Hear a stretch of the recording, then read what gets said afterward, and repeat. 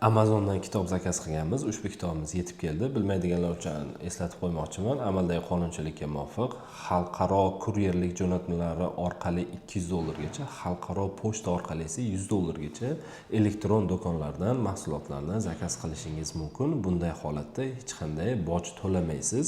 Yuqoridagi qiymatdan oshib ketadigan bo'lsa, belgilangan miqdorda boj to'lashingiz mumkin. Ana endi unpacking jarayonini boshlaymiz.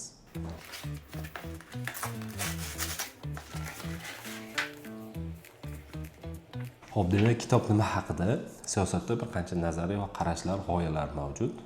Bular Machiavelli, John Locke, Hobbes, Hegel, Immanuel Kant, Friedrich Nietzsche, Karl Marx va boshqa mana shulardan 10 tasini nazariy g'oyalarni bir joyga yig'ib, ularni umumiy ma'lumotni mana shu asarda mag'zini xullas yig'ib bergan. Bu uchun mana shu olimlar nazariyasini tushunish uchun uni asarlarini o'qishingizni hojat qolmaydi. Bitta joyda yig'ilgan mana shu kitobda o'qisangiz bo'ladi.